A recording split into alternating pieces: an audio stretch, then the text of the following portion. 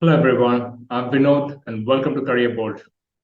This video is dedicated to one of the followers of the channel, James Smith, who has asked me a bunch of questions, has been following a lot of my videos, and I want to talk about one of the questions he has asked, which does it make more sense to do a MS in computer science compared to an MBA degree? So what are the pros and cons of either of these? So that's what I'm going to touch on in today's conversation. So I have approximately 7 metrics I'm going to use to evaluate an MS in computer science and compare that with the MBA program and compare and contrast both of them. So to jump in, the first thing we'll discuss is, does it matter where you study for an MS in computer science program versus an MBA program? So let's look at the most easily available scenario, which is that if you're wanting to go to the US and if you want to pursue an MS in CS or MBA degree, what are the options open in front of you?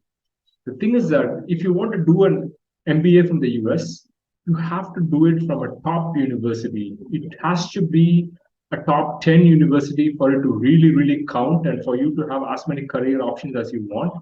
Or it has to be at least in the top 20 or top 30 university. So, which means that the number of options open for an MBA in the US is really limited, because if you really do it in a 100th ranked university in the US, it's going to be very difficult for you to find a good job. So you have to be in the top 30 universities. I think that's extremely important. So the number of options open for doing an MBA is limited by its very nature. Unless you go to a top business school, especially as an international, it's very difficult to find a job. It's the exact reverse scenario when it comes to doing an MS in computer science. You can go to pretty much any university in the top 100 and do a MS from there in computer science, and you will get great jobs. So it doesn't matter if you go to, say, Stanford or MIT versus going to University of Illinois or Michigan, or going to Michigan State or University of Tennessee and so on, because end of the day, what interviewers measure after doing a master's in computer science is, do you have the right skill sets?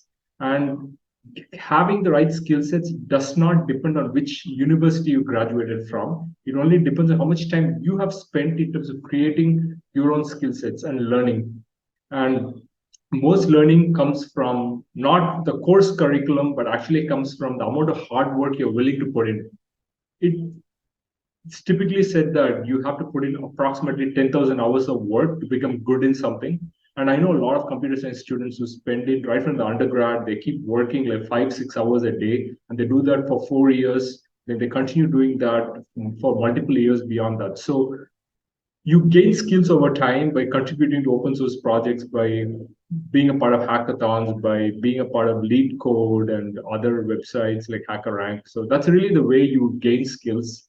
So it's all about skills. So it doesn't matter which university you go to for a master's in computer science. You could go to, for example, a university like Florida State University, and you can beat Harvard and MIT graduates if you have excellent skills and if you are well renowned in your space. So that's the advantage which an MS in computer science offers and which an MBA doesn't offer. Like doing an MBA from Florida State University will not give you any advantage over a person from, say, Stanford or MIT or Harvard, because those guys will get all the jobs. A person from Florida State University in an MBA degree will get nothing. So that's how the hierarchy is when it comes to MBA programs, and it's the exact opposite when it comes to masters in computer science. The other thing which also I'm trying to convey through this conversation is that in computer science, you don't even need a master's degree to get great jobs. Undergrad is enough, and if you learn enough on your job and through open source projects or other hackathons, you can still learn a bunch of things, and you don't need to do a master's degree. The one reason why people tend to do a master's degree is that it helps them to come to the US and get an H-1B visa. So that's why a lot of Indians tend to use the H-1B route, and they basically use the MS in computer science program to get an H-1B to get a chance to work in the US.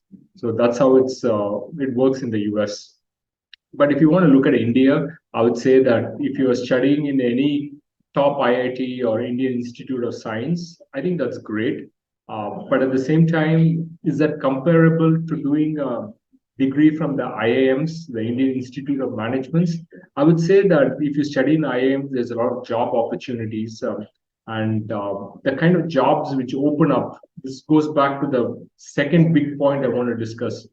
When you do an MBA, you get exposed to marketing, finance, you get exposed to strategy, you get exposed to HR, cost accounting, budgeting. There's just so much you learn, and that makes you a wonderful all-rounder. You're like a general manager who understands bits and pieces of everything. So that is not the skill which is taught in MS in computer science program. So what that means is the kind of job opportunities you get after an MBA, you can be in transportation, you can be in logistics, you can be in operations, you can be in finance. There's so many job opportunities open up across a bunch of companies, the hospitality industry, it could be the entertainment industry, it could be the tech industry, and so on. But pretty much when you do MS in computer science, your job opportunities are limited to being in the tech sector. You're working for different verticals, like, for example, you could be working for fintech, you could be working for product-based companies. You could be working for, say, product-based consumer goods. So again, there's only limited options open within the tech sector.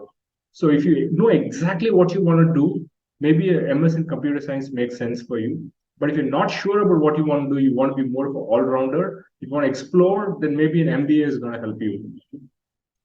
The other thing about job opportunities is that in the US, there are probably 1 million jobs in tech, and there are probably 100,000 students graduating every year. So there's a lot more jobs than there's a lot more graduates than there are jobs. So there's just a shortage, which means that the compensation is very high. There's a war for talent. Everybody's trying to offer higher compensation to get great talent.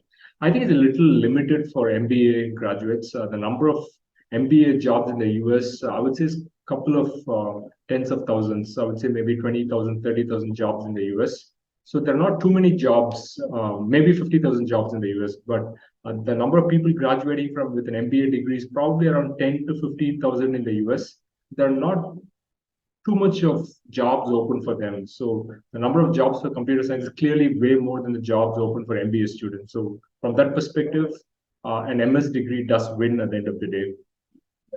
Again, if you were looking at location, the tech jobs are pretty much in the East Coast near New York and Boston, or they're based in Seattle, the West Coast in the Silicon Valley, Bay Area, Seattle, and so on. And some of them are also in the Research Triangle Park near North Carolina, Durham, or Austin. So that's really where the tech hubs are, and that's where the software jobs are. But when it comes to MBA degree, you have a lot of flexibility with respect to location. There are any big city has big companies, and they all recruit business school students. So in terms of location, I would say that an MBA gives you more choice. So it's a win for the business school.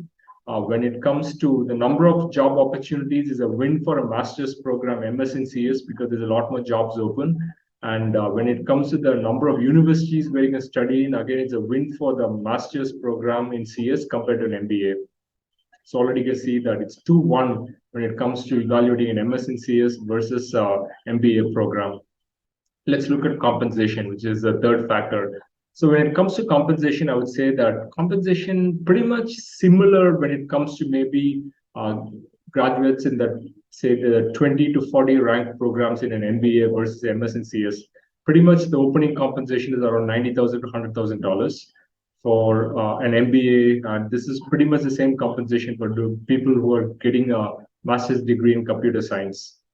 The difference happens when you go to, say, the top 10 business schools. They're getting paid a lot more. Likewise, if you're going to a top school like Carnegie Mellon or Stanford or Berkeley or MIT, your compensation is also very high. So if you look at the average compensation as per Carnegie Mellon, they have a website where they tell you what the compensation of different graduates are.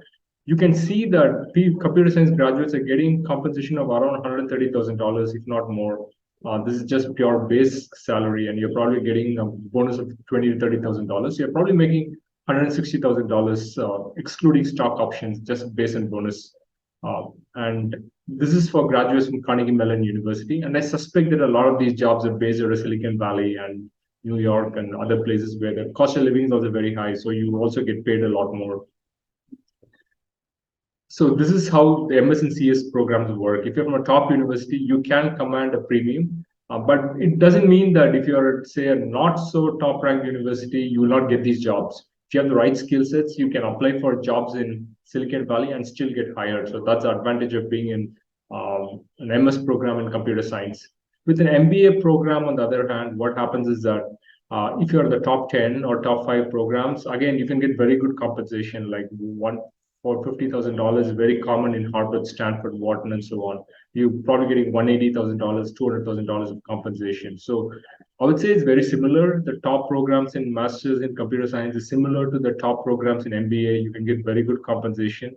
The only factor to always keep in mind is that comparing both these things are also like comparing apples and oranges, because if you want to do an MBA, you pretty much need to have around 4 to 5 years of work experience. But when you're doing an MS and CS, most people have zero work experience. The fact that people with zero are getting close to the packages, if not more than the packages made by MBA students, actually is a big win for doing a master's in computer science, because you can get great compensation straight out of the bat. You don't need to do an MBA to get high compensation. So when it comes to salaries, I would say that doing MS and CS wins. So looking at the three options I've laid out so far, I think doing MS and CS beats doing an MBA by a margin of 3:1. So that's the way I would look at it. Let's go on to the next factor, which is about tuition. So I think when it comes to tuition, if you're studying in the top 10 universities for an MBA program in the US, you're probably spending a hell lot of money. So if you look at Stanford, Harvard, and so on, they keep increasing their tuition by around 10%, 15% every year. So currently, the cost of a 2 year course at Stanford or Harvard is close to $250,000, which is a lot of investment. And if you're looking at, say, a master's program in computer science, it's probably $60,000 of tuition a year. For 2 years, probably $120,000. Cost of living all put together is probably around $150,000 for 2 years, $160,000 for 2 years. So again, if you are studying at MIT or Stanford for a master's in computer science, yeah, the tuition is a lot. But the advantage of doing a master's in computer science is that you can also go to the Midwest, where the places like Ohio, Wisconsin, Pennsylvania, Indiana, and so on, where tuition can be far, far lower. You can actually pay half the tuition you're paying at Stanford or MIT and get a great job at the end of the program, just like a friend from Stanford. So if you're going to University of Illinois, Urbana-Champaign, or going to the University of Michigan, you can get the same jobs as what's available to MIT or Stanford. That's the advantage of doing a master's in computer science, that you can get a degree by paying even like $70,000, $80,000 over 2 years. You can get a degree, but that's impossible for an MBA program. You cannot get a degree for anything less than $120,000, $130,000. So yes, tuition is a lot more for MBA programs compared to an MS program. So I would say that, again, comparing MS and MBA for tuition, I would say that MS program wins compared to MBA. So already the count is maybe 4-1 in favor of doing an MS in computer science. Let's look at scholarships as probably the next factor. This is the fifth factor I'm going to be talking about.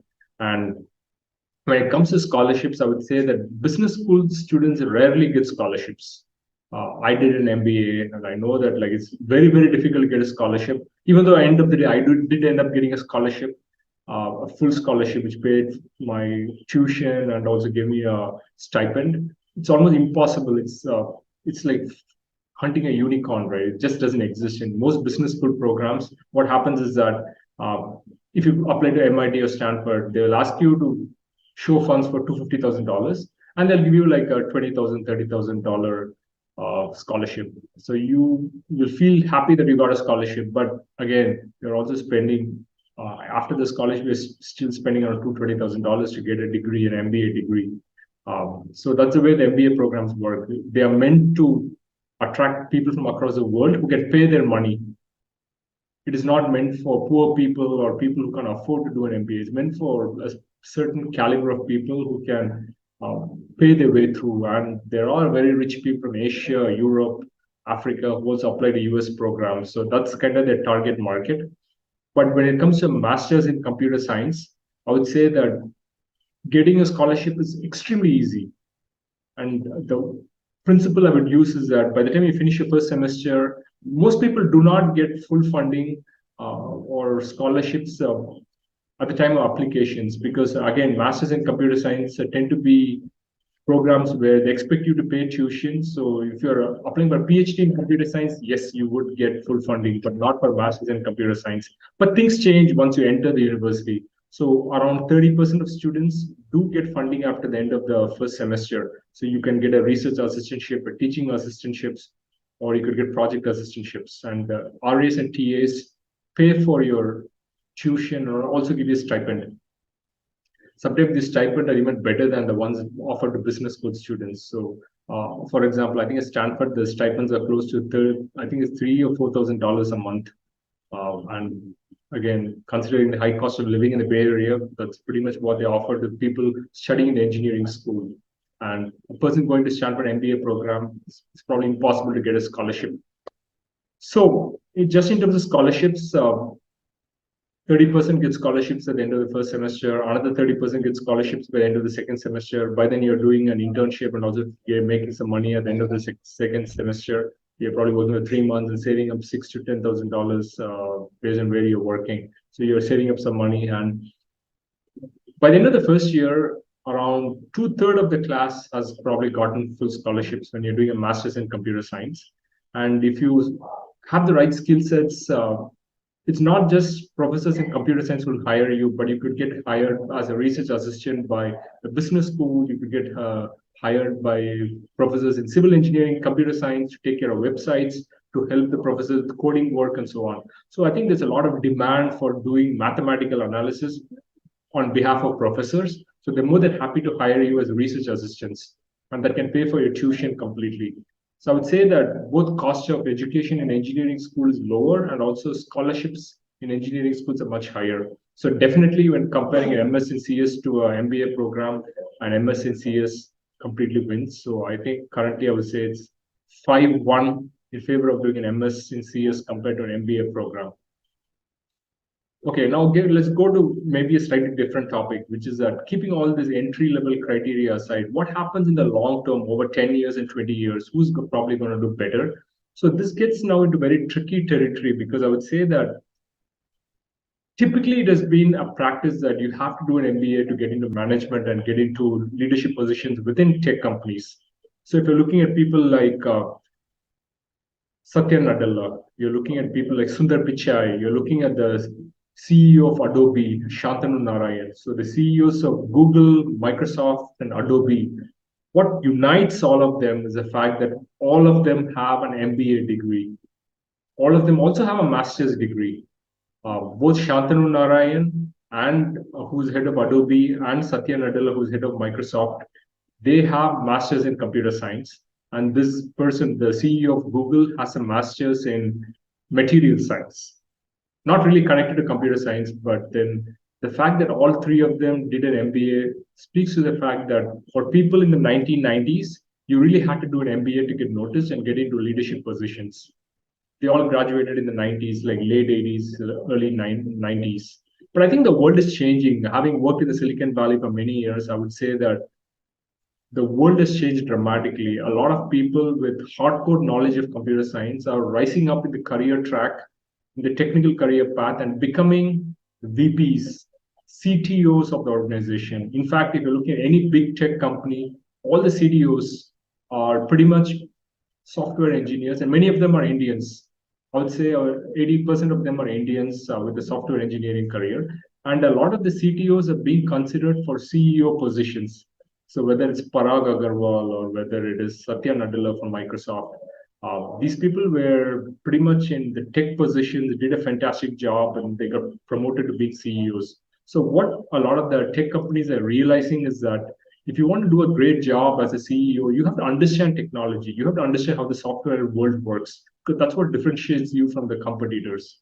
And if you want to understand tech, then maybe you have to be a software engineer. So if you have a software engineer background, it's pretty easy to become a CTO or become a CEO, and it's getting easier and easier. The CTO to CEO transition used to be very difficult in the past, is getting to be much easier. So I expect a lot of CTOs to become CEOs, and also a lot of Indians who are currently CTOs to become the head of a lot of the tech companies in the future. So that's an expectation. So if you really want to become a CEO in the current market, considering the way things are, I think it helps to do an MBA degree. And an MBA is absolutely required. But going forward in the future, I don't think an MBA is required. You can pretty much be a hardcore tech person, pick up some business skills, and become a CEO. So I would say that long-term prospects, MBA could help you, but again, I don't think an MS in computer science is going to hurt you either. So I would say both of them are pretty much the same. So I would say that the overall ranking so far is probably 5.5 to 1.5 in terms of how they rank with respect to each other. So I've looked at, to sum it all up, I've looked at 7 levels of criteria. And the way I'm scoring the criteria is that I would give a score of 5.5 out of 7 for doing a master's in computer science, and I would give a score of 1.5 out of 7 for doing MBA. Again, it all depends on individuals. I'm giving you a generic feedback, and it all varies from each person in terms of what they have to do with their lives. But at least it helps you think about different things and helps provoke a conversation. Okay, folks, so I hope you learned something from the video. So if you like my video, please subscribe to my channel and also press the bell icon so that you can get more videos like this. And do let me know in the comments below what you think. Till next time. Bye.